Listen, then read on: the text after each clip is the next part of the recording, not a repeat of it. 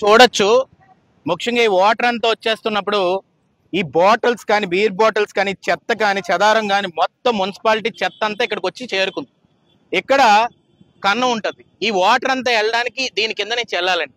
వెళ్తుంటే ఇక్కడ అంతా కూడా ఉదయం నుంచి ఇక్కడ స్థానిక కౌన్సిలర్లు వీళ్ళందరూ కూడా దయచేసి వచ్చి జేసీబీ తీసుకొచ్చి ఈ చెత్త అంతా తీస్తే ఆ కూరికంతా పక్కకు పోతే ఆ మొత్తం వాటర్ దీని నుంచి ఫ్లో అయ్యి పెద్ద చెరువుకి వెళ్ళిపోద్దని అడుగుతుంటే ఇప్పుడుకొచ్చి ఎవడో జేసీబీ కూడా స్పందించట్లేదు. అంటే జేసీబీలోని ఈ రోజు శానిటేషన్ డిపార్ట్మెంట్ ఉంది, ఇవన్నీ ఉన్నాయి, వాళ్ళకి అసలు డీజిల్ కూడా లేదని చెప్పి పరిస్థితిలో ఉన్నారు. మున్సిపాలిటీ ఎందుకు పనిచేస్తుందండి? కాబట్టి నేను కోరుతున్నాను, మీరు అర్జెంట్ గా ఇమీడియట్ గా మొత్తం సిబ్బంది అంతా ఇక్కడికి వచ్చి ఇమీడియట్ క్లియర్ చేసి అంతా చూడండి. అక్కడ ఇల్లులు మునిగిపోయి, ఇక్కడ చూస్తే జూనియర్ కాలేజ్ మునిగిపోయింది, స్టూడెంట్స్ అందరూ కూడా నీటిలో ఉండే పరిస్థితి వచ్చింది. ఈ రోజు వీళ్ళందరికీ కూడా ఇలాగే వదిలేస్తే రేపు రానున్న రోజుల్లో వాళ్ళకి ఏమవుతుందండి? వాళ్ళకి మొత్తం కూడా జ్వరాలు వచ్చి అతి దారుణమైన స్థితిలో ఉంటారు. అది జ్వరాలు వస్తే ఇక్కడ గవర్నమెంట్ హాస్పిటల్లో వసతులు బాగలేదు. ఇవన్నీ కూడా ఆలోచించవలసిన నాయకుడు. అంతేగాని రోడ్ వైడనింగ్ అర్జెంట్ గా చేయించు, కానీ అక్కడ కాలువలు తవ్వేసి ఇప్పుడు ఈ వర్షం సమయంలో సకానికి వదిలేసో నీ దగ్గర డబ్బులు లేవు, సత్తా లేదు, దమ్ము లేదు. కాబట్టి నేను ఒకటే కోరుతున్నాను, ఈ రోజు నీకు చేత కాకపోతే మేము అపోజిషన్ గా ఉన్నందుకు మాకైనా అప్పచెప్పు, మీ అన్ని చేసి పెడతాం. అంతేగాని నువ్వు ఇంట్లో పడుకోవడం కరెక్ట్ కాదు. ఈ టైంలోని వచ్చి ఈ వాటర్ ఒకసారి చూడు, ఇక్కడ ఉన్న కలవట్టు ఎలా బాగు చేయాలో ఆలోచించండి. ఆ గొయ్యి కప్పేస్తే ఏదో అయిపోద్ది అని అనుకోవద్దు. ఇలా ఎన్ని రోజులు కప్పెడతావు?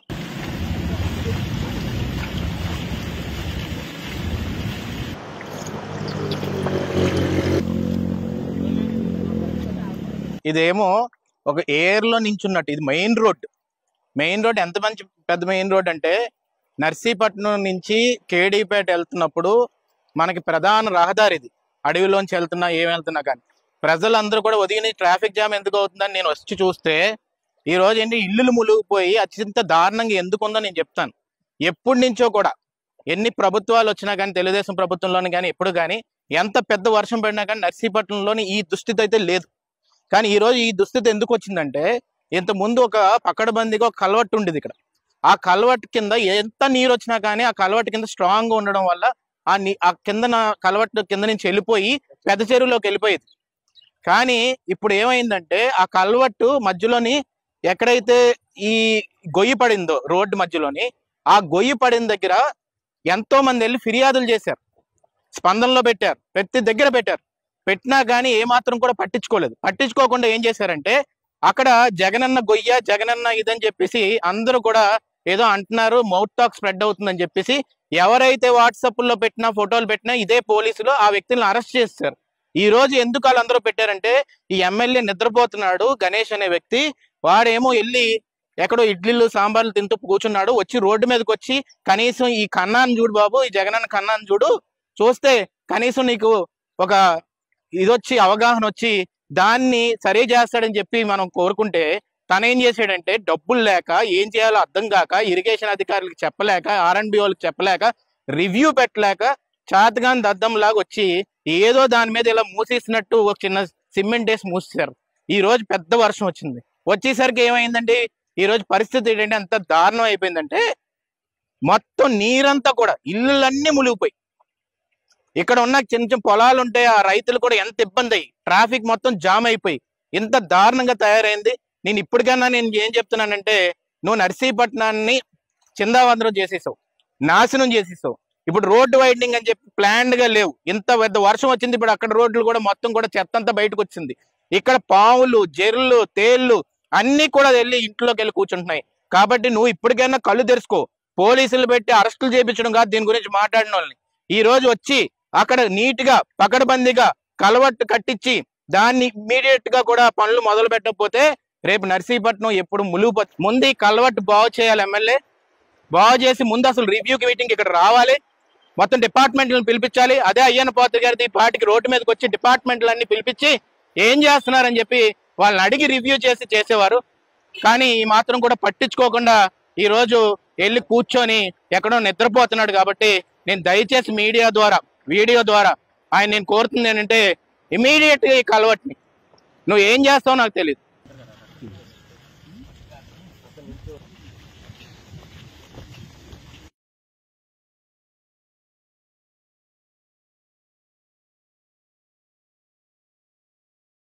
₹30,000 ఆ పెట్టుబడికి రావడం కష్టం సార్.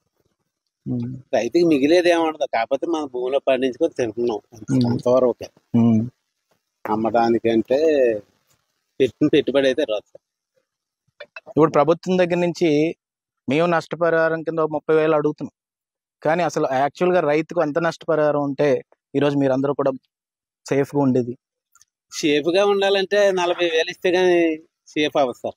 40,000 మినిమం అయినా ఎకరానికి ఇస్తే ఈ రోజు మీరు అందరూ కూడా కుటుంబానికి కొంచెం సేవ్ చేసిన వాళ్ళు అవుతారు.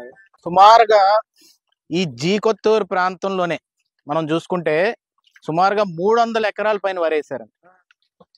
300 ఎకరాల పైన వరేశారు. ఈరోజు మొత్తం నియోజకవర్గం నేను మాట్లాడట్లేదు, ఒక్క పంచాయతీ గురించి మాట్లాడుతున్నాను. ఈరోజు ఈ రైతుల కష్టాలను తెలుసుకోవడానికి కూడా ఈ ఎమ్మెల్యే కానీ నాయకులు కానీ జగన్మోహన్ రెడ్డి కానీ స్టేట్లో ఇప్పుడుకొచ్చి ఒక ప్రెస్ మీట్ కానీ ఒక దారుణం ఏంటంటే వస్తున్నారు, ఏదో ఫోటోలు తీసుకుంటున్నారు, వెళ్ళిపోతున్నారు, కానీ వీళ్ళకి నష్టపరిహారం ఎవరిస్తారు? ఈరోజు పరిస్థితి ఏంటంటే నష్టపరిహారం ఇవ్వాల్సిన అవసరం ఎంత ఉంది? ప్రతి ఒక్క ఎకరానికి 30,000 నష్టపరిహారం ఇవ్వాలి. ఎందుకంటే ఎరువులు పెట్టుకొని ఇవన్నీ పెట్టుకొని ఎంతో కష్టపడి ఈరోజు పరిస్థితి ఏంటంటే ఎంతో మంది ఇక్కడ నాకు రైతులు చెప్తుంది ఏంటంటే ఇంకా ఊరేసుకుంటే మంచిదండి, వరేసుకునే బదులు ఊరేసుకుంటేనే ఇంకా బాగుంటుందేమో, మాకు అంత దారుణమైన పరిస్థితి. ఈరోజు వర్షం పడుతుంది, సైక్లోన్ వస్తుందని చెప్పి ప్రతి ఒక్కరికి తెలుసు. పోనీ వీళ్ళు అప్రమత్తం చేశారంటే అది లేదు. ఈరోజు అప్రమత్తం చేయకపోగా ఈరోజు వరంతా మొత్తం నాశనం అయిపోయింది. ఇక్కడ నీకు చుట్టుపక్కల ఎక్కడ చూసుకునే ఈ చుట్టుపక్కల కనుమేర ఏది చూసుకున్నా కూడా మొత్తం రైతులందరూ కూడా నష్టపోయారు, ములిగిపోయింది, మొత్తం పంట ములిగిపోయింది. కాబట్టి నేను దయచేసి ప్రభుత్వాన్ని జగన్మోహన్ రెడ్డి గారిని కోరుతుంది ఏంటంటే ఎకరానికి 30,000 నష్టపరిహారం ఇవ్వాలి, రైతులను ఆదుకోవాలి. వాళ్ళు ఈరోజు దగా చేసి ఈరోజు రైతు వెన్నుముక్క విరిచి అన్నపూర్ణ ఆంధ్రప్రదేశ్లో ఇంత దారుణమైన నష్టం జరుగుతుంటే మీరు దయచేసి చూడాలి. ఇక్కడ లోకల్గా ఉన్న ఎమ్మెల్యే కూడా నిద్రపోతున్నారు గణేష్. ఆయన రోడ్డు మీదకి రావట్లేదు, అక్కడ రోడ్లు మునిగిపోయి ట్రాఫిక్లు జామ్ అయిపోయి కార్లు ఆగిపోయి బైకులు ఆగిపోతున్నాయి, పేదవాళ్ళు ఇంట్లోకి వాటర్ వెళ్ళిపోయి పాములు ఉండిపోతున్నాయి. ఇవన్నీ కూడా పట్టించుకోకుండా ఆఖరికి ఇక్కడ ఎన్నో ప్రాంతాల్లో వర మొత్తం నాశనం అయిపోయింది, రైతులు నష్టపోయారు. వాళ్ళకి నష్టపరిహారం కింద ఏమివ్వాలి, ఏం చేయాలని ఆలోచించే పరిస్థితుల్లో కూడా ఎమ్మెల్యే లేరు, నిద్రపోతున్నాడు. నేను ఒకటే మేలుకోమని కోరుతున్నాను, బస్సు యాత్రలు ఈ యాత్రలు చేసి సామాజిక న్యాయం అనే బదులు రైతుని కాపాడుకుంటాయా? రైతు ఈ దేశానికి వెన్నుముక్క, అన్నపూర్ణ ఆంధ్రప్రదేశ్కి వెన్నుముక్క. ఈ రోజు వరి దగ్గర నుంచి ఎంతో రైస్ కూడా ఇక్కడి నుంచి మనకి ఆంధ్రప్రదేశ్ నుంచి బయటకు వెళ్తుంది, కానీ ఈరోజు కోటా బియ్యం కూడా అమ్ముకునే పరిస్థితులు ఆంధ్రప్రదేశ్లోని వైఎస్ఆర్సీపీ ప్రభుత్వం ఉంది. కాబట్టి ఇక్కడ జీకొత్తూరులో ఈ రైతులందరినీ కలవడం జరిగింది. ఇప్పుడు ఇక్కడ ఉన్న పంట నష్టాన్ని కూడా మొత్తం చూడడం జరిగింది. వరేసుకొని ఈరోజు ఉరేసుకునే స్థితికి మొత్తం రైతులు వచ్చే పరిస్థితి వచ్చింది. కాబట్టి నేను దయచేసి జగన్మోహన్ రెడ్డిని ఒక్కటే కోరుతుంది ఏంటంటే ఎట్టి పరిస్థితుల్లో ఎకరానికి 30,000 రూపాయలు నష్టపరిహారం ఈ ప్రాంతం రైతులందరికీ కూడా ఇచ్చే విధంగా మీరు ముందుకు రావాలి. ఆ ఎమ్మెల్యే నిద్రపోతున్నాడు కాబట్టి తను లేపి ఆ షెడ్లోంచి బయట తీసుకొచ్చి ఒకసారి ఈ ప్రాంతాల్లోని ఈ పంటల్లో దిగి, ఈ వర్షం నీటిలో దిగి వరిని చేతిని పట్టుకొని ఒక్కసారి రైతు కష్టాన్ని తెలుసుకునే విధంగా ఆయన ముందుకెళ్లాలని చెప్పి సందర్భంగా కోరుతున్నానండి. దయచేసి ఈ రైతులందరి తరపున నేను చేతులు జోడించి నమస్కారం పెట్టి శిరస్సు వంచి అడుగుతున్నాను, రైతుని కాపాడుకుంటేనే మన రాష్ట్ర భవిష్యత్తు కానీ మన దేశ భవిష్యత్తు కానీ మన ఫ్యూచర్ బాగుంటుంది. కాబట్టి నేను కోరుతున్నాను.